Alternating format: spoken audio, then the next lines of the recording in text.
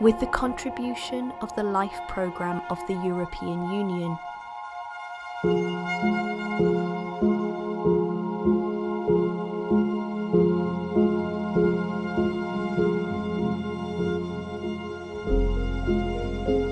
Heaths, arid meadows, marshes, moors, steppes.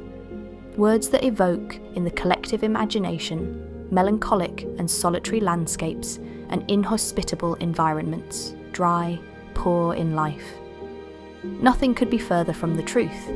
On the contrary, they are rich in biodiversity. Drylands, in fact, are populated by numerous species of wild plants with delicate and colourful flowers, lichens, insects and birds, all living and coexisting in these habitats. My sister Emily was in love with the heath.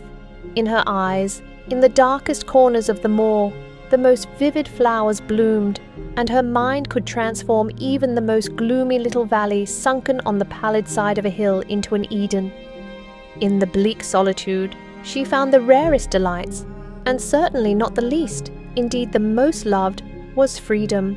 Freedom was the air Emily breathed. With these words, Charlotte Brontë remembers her sister Emily, author of Wuthering Heights.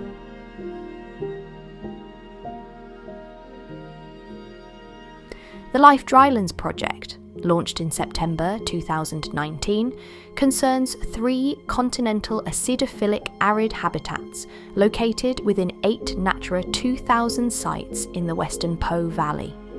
The main goal is the restoration of these habitats to bring them back to a favourable conservation status, perfectly in line with the recent nature restoration law.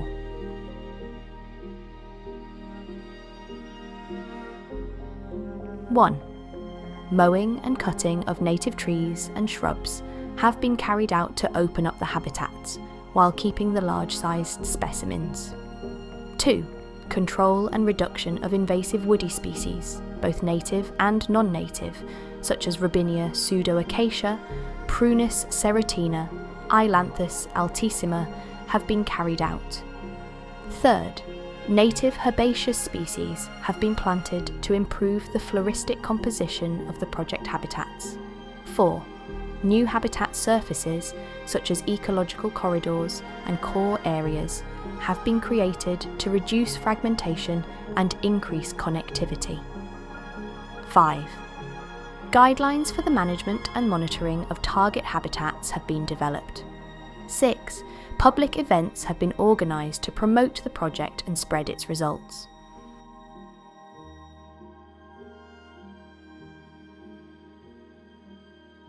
The restoration actions of LifeDrylands have had positive impacts on certain ecosystem services, that is, the benefits provided by the habitats directly or indirectly to the human population. In particular, monitoring has shown positive impacts on pollination. The restoration of the target habitats has favoured numerous plant species, and consequently, there has been an increase in pollinating insects that find their food there. Pharmaceutical potential. Arid habitats host plant and lichen species of interest in the pharmaceutical and medical fields. Ornamental potential. Some typical plant species could be used as ornamental plants for urban and peri-urban greenery. Biodiversity refuge. The biological soil crusts, composed of bryophytes, lichens and cyanobacteria, play a role as microhabitats, carbon and nitrogen fixation, seed storage for vascular plants, water retention and prevention of soil erosion, thus promoting soil evolution. Cultural impact. The heathland habitat is prolific in references, especially in literature, cinema, but also in art and music. Wuthering Heights by Emily Brontë, The Hound of the Baskervilles by Arthur Conan Doyle, Barry Lyndon by Stanley Kubrick, Two Women in the Heath by Vincent van Gogh, Emotions by Lucio Battisti.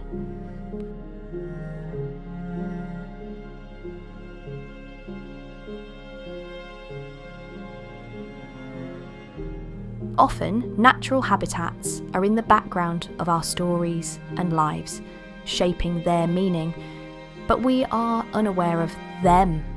The loss of habitats not only leads to a loss of biodiversity, but also a loss of culture and tradition. Increasing public awareness, promoting reflection on one's daily behaviours, and continuing this effort over the long term remains a goal even after the project's conclusion.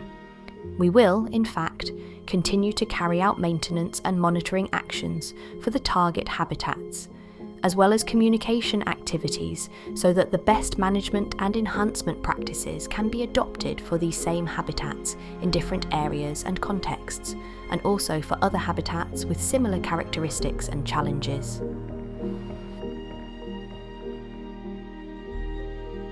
May LifeDrylands be an inspiration.